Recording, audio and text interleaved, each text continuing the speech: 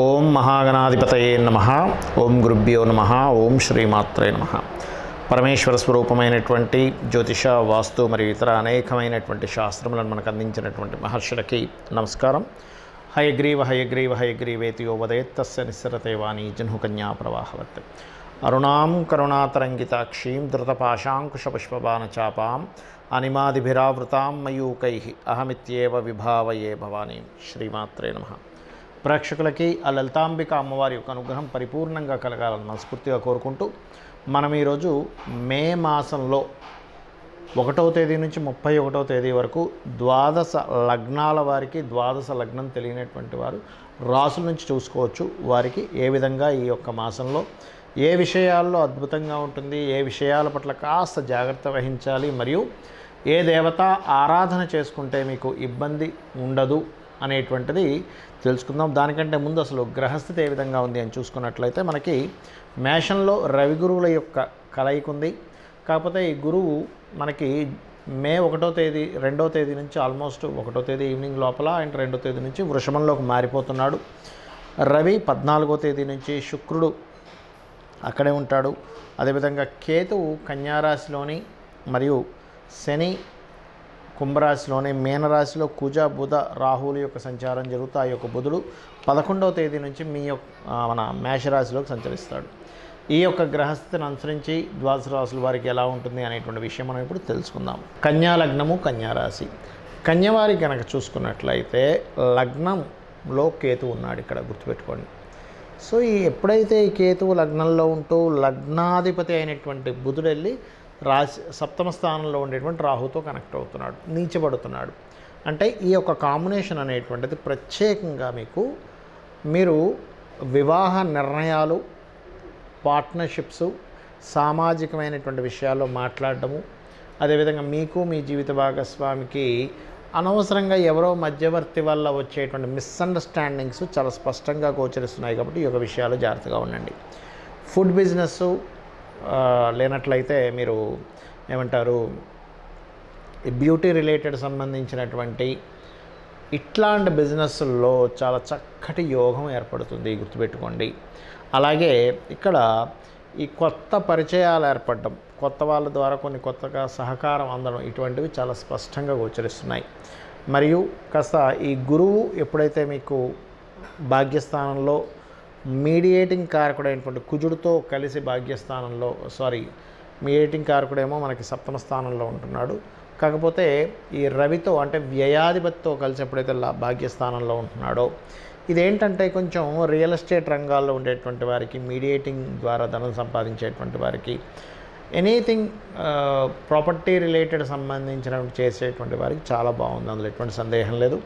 మరియు మీరు చేసేటువంటి ప్రయత్నానికి దాని తగ్గ ఫలితం అయితే ఖచ్చితంగా వచ్చి తీరుతుంది. కాకపోతే 12వ తేదీ వరకు మాత్రం వివాహము, పార్ట్నర్షిప్స్, జీవిత భాగస్వామి, లైఫ్ పార్ట్నరు ఆర్ బిజినెస్ పార్ట్నర్స్తో మాత్రం చాలా జాగ్రత్తగా మెదులుతూ ఉండండి.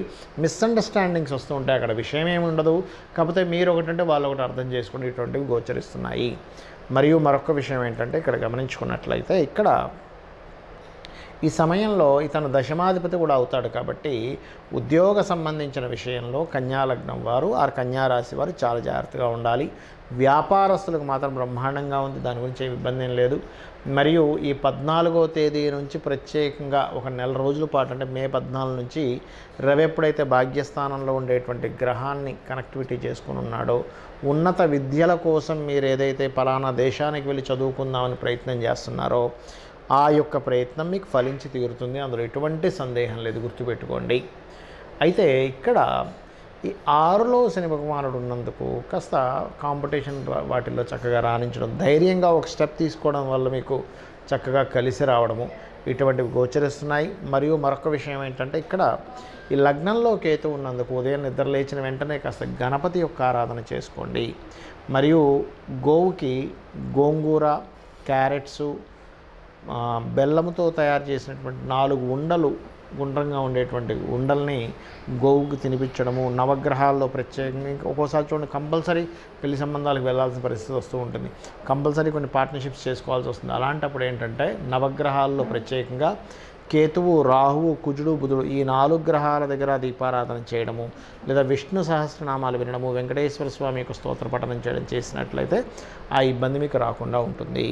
చాలామంది నన్ను అడుగుతుంది ఏంటంటే, ఏమంటే మాకు జాతక చక్రం లేదు, డేట్ ఆఫ్ బర్త్ తెలియదు, టైం తెలియదు, నక్షత్రం తెలియదు, మరి మేము ఈ మే మాసంలో ఎటువంటి జాగ్రత్తలు తీసుకోవాలి? మనం జనవరి ఆల్మోస్ట్ డిసెంబర్ నుంచి చెప్తూ వస్తున్నాం. ఫిబ్రవరి నుంచి మే వరకు ఉన్నటువంటి కాంబినేషన్ ఏదైతే ఉందో, సాటర్న్ అంటే శని, రవి, శని, కుజ, అదేవిధంగా కుజ, రాహు ఈ కాంబినేషన్స్లో వెళ్తున్నాయి. కాబట్టి లైఫ్లో అంటే ప్రపంచవ్యాప్తంగా కావచ్చు, దేశవ్యాప్తంగా కావచ్చు, మనం ఊహించనటువంటి మలుపులు, ఎవరు ఎక్స్పెక్ట్ చేయనటువంటి పోలీస్ డిపార్ట్మెంట్ కావచ్చు, మిలిటరీ కావచ్చు, గొడవలు కానివ్వండి, ఒక రకమైనటువంటి ఉంటాయని చెప్పి నేను చెప్తూ వస్తున్నాను యాజ్ ఇట్ ఈస్గా. ఎందుకంటే ఇదేదో మన గొప్పతనం కాదు, వెరీ క్లియర్లీ మనకి ముండేన్ ఆస్ట్రాలజీ అంటారు, మైథుని జ్యోతిష్యం అని, ఆ యొక్క దాంట్లో చాలా స్పష్టంగా ఉంది కాంబినేషన్స్ అనేవి. కాబట్టి అందరికీ నేను చెప్పేది ఒకటే, మే ఎండింగ్ వరకు కూడా కొంత జాగ్రత్తగా ఉండండి. ఎక్కువగా అంటే ఎక్కువ పబ్లిక్ ఉండేటువంటి ప్రదేశాల్లో కొంత జాగ్రత్తగా ఉండండి.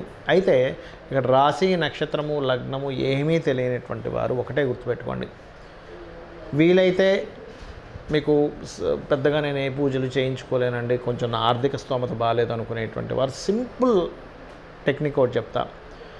మీకు దగ్గరలో గోశాల ఉంది, చక్కగా పిడికెడు బెల్లం పెట్టండి చాలు, క్యారెట్స్ తినిపించండి, లేదా బీట్రూట్స్ లాంటివి గోవుకు తినిపించండి చాలు, ఇదే మిమ్మల్ని కాపాడుతుంది. అంటే ధనం లేదండి, లేదు అది కూడా తినిపించలేని స్థితిలో ఉన్నానండి అన్నప్పుడు ఇంట్లో కూర్చొని చక్కగా చండీ పారాయణం వినండి, విన్నా సరిపోతుంది. మీరు వెళ్ళి చేసేయాలని రూల్ ఏమీ లేదు, గుర్తుపెట్టి వినండి. లేదంటే నాకు స్తోమత ఉంది, నా దగ్గర 4 డబ్బులు ఉన్నాయి, నేను చేసుకోగలను అన్నప్పుడు మీరు ఖచ్చితంగా చండీ పారాయణం చేసుకోవడము, చండీ హోమంలో పార్టిసిపేట్ చేయండి. దీని ద్వారా ఏమవుతుందంటే మీకు ఖచ్చితంగా మీరు ఏదైతే ఇబ్బంది పడబోతున్నారో ఆ అమ్మవారు మిమ్మల్ని కాపాడుతుంది. అదేవిధంగా కాస్త కుజుడికి, శనికి దానాలు అది ఇవ్వండి, లేదా కుజ శని గ్రహాల దగ్గర దీపారాధన చేయండి. ఇవి రాశి, నక్షత్రం, గ్రహం తెలియకపోయినా ఇవి చేయడం ద్వారా మీకు ఈ మంత్ చాలా బాగుంటుంది. బికాజ్ ఆఫ్ కాంబినేషన్స్, అంటే కర్మకారకుడు ఈ శని, కుజ, రవి ఈ కాంబినేషన్స్తో కనెక్ట్ అయి ఉన్నాడు. కాబట్టి ఈ గ్రహాలకు చేసుకోవడం ద్వారా మీరు చేసే ప్రయత్నము ధనం కోసం కావచ్చు, ఉద్యోగం కోసం కావచ్చు, ఖచ్చితంగా బాగుంటుంది. అయితే ఇక్కడ చాలామందికి ఏంటంటే, ఏమంటే మరి మేము అంటే కొంతమంది అడుగుతూ ఉన్నారు, నాకు దాని గురించి చెప్తున్నాను. ఈ గోచారం గురించి చెప్తున్నారు, లగ్నం గురించి అంటున్నారు, కాసేపేమో రాశి గురించి అంటున్నారు, అసలు ఏది తీసుకోవాలని అడుగుతూ ఉన్నారు. మీకు లగ్నం కనుక తెలిస్తే లగ్నం నుంచే మీ యొక్క గ్రహస్థితిని పరిశీలన చేసుకోవాలి. అంటే గోచార గ్రహాలు కూడా తెలియదు, లగ్నం తెలియదు, రాశి నుంచి చేసుకోవచ్చు సెకండ్ ఆప్షన్. ఎందుకంటే మీరు ఇప్పుడు ఏదైతే అనుభవిస్తున్నారో ఈ జన్మలో, అది భోగం కావచ్చు, రోగము కావచ్చు, నిస్సహాయ స్థితిలో ఉండడం కావచ్చు, ఏమైనా కానీ మీరు అనుభవిస్తున్నారంటే మీరు పోయిన జన్మలో చేసినటువంటి మంచి కర్మ లేదా దుష్కర్మ. కాబట్టి ఈ యొక్క జన్మలో మీకు బాగా బాగుండాలి అంటే పూర్వజన్మలో చేసిన పుణ్యకర్మ రావాలి. ఇబ్బంది పడుతున్నారంటే పాపకర్మ కనెక్ట్ అయిందని అర్థం. అది మీ జన్మజాతకంలో ఉండే లగ్నము, మీ జాతక చక్రంలో ఉండే గ్రహాల స్థితిని బట్టి జ్యోతిష్శాస్త్రం చాలా స్పష్టంగా చెప్తూ ఉంటుంది. అంటే మీరు జన్మించిన సమయం, తేదీ, నెల, సంవత్సరం, ప్రాంతం వీటన్నిటిని తీసుకుని మీ లగ్నం ఎలా ఉంది, లగ్నాన్ని బట్టి మనిషి యొక్క తత్వం ఉంటుందండి. అసలు మనిషినే చూడకుండా చాలా స్పష్టంగా లగ్నాన్ని చూసి ఈ వ్యక్తి ఇలాంటి వ్యక్తి అని చెప్పొచ్చు. అదే జ్యోతిషాస్త్రం యొక్క గొప్పతనం. అతని యొక్క ధనస్థానాన్ని బట్టి అతను ఏ ప్రయత్నం చేస్తే ఇతనికి ఫైనాన్షియల్గా బాగుంటుంది, ఏ దేవతారాధన చేసుకుంటే ఇతనికి పూర్వజన్మలో ఉన్నటువంటి పాపము తొలగిపోయి ఫైనాన్షియల్ గ్రోత్ పెరుగుతుంది అనేటువంటి చాలా స్పష్టంగా చెప్పొచ్చు. ప్రయత్నాలు కావచ్చు, గృహం ఏ దిశలో నివసిస్తే బాగుంటుందని కావచ్చు, ఎటువంటివి చదివితే ఇతనికి భవిష్యత్తులో బాగుంటుందని కావచ్చు, ఇప్పుడున్న నడుస్తున్నటువంటి మహాదశ ఎలా యోగిస్తుంది, ఒకవేళ యోగించాలంటే ఏం చేసుకోవాలి. చాలామంది ఏమనుకుంటారంటే జ్యోతిషాస్త్రం అంటే యోగించట్లేదంటే ఏదో వేలు లక్షలు పెట్టి పూజలు చేయించుకోవాలనుకుంటారు. అది పూర్తిగా తప్పండి. మీ దగ్గర ధనం లేదు, అమ్మవారి నామాన్ని రూపాయి ఖర్చు లేకుండా ఇంట్లో కూర్చొని చేసుకోవడం ద్వారా మీరు ఉద్ధరింపబడతారు. ఈ కలియుగానికి ఉన్నటువంటి గొప్పతనం అలాంటిది. అంటే చక్కగా ఇంట్లో కూర్చున్నారు, డబ్బులు లేవు, ఏమి టెన్షన్ పడకండి, నాకేదో గ్రహస్థితి ఇలా అయిపోతుంది అలా అయిపోతుంది, ఏం టెన్షన్ పడకండి. చక్కగా ఇంట్లో కూర్చొని శ్రీమాత్రే నమః చేసుకుంటే మీ పనులు మీరు చేసుకోండి. అలా ఇంట్లోనే కూర్చొని ఏ పని చేయొద్దని చెప్పట్లే. ఇంట్లో మీకు ధనం లేకపోతే శ్రీమాత్రే నమః అనలేరా? అనగలరుగా చక్కగా అనండి, సరిపోతుంది. అమ్మవారే రక్షిస్తుంది. అమ్మ ఎలా రక్షిస్తుందో అలా చక్కగా అమ్మవారు రక్షిస్తుంది. మీకున్నటువంటి స్థితి ఏదైతే ధనం కోసమా, లేకపోతే ఉద్యోగం కోసమా, వ్యాపార అభివృద్ధి అవ్వట్లేదా, ఖచ్చితంగా అమ్మవారు మిమ్మల్ని రక్షించి తీరుతుంది. కాకపోతే ఏంటంటే మీరు ఫిక్స్ అవ్వాలి, నేను ఇది చేస్తున్నాను, నన్ను అమ్మవారు రక్షిస్తుంది.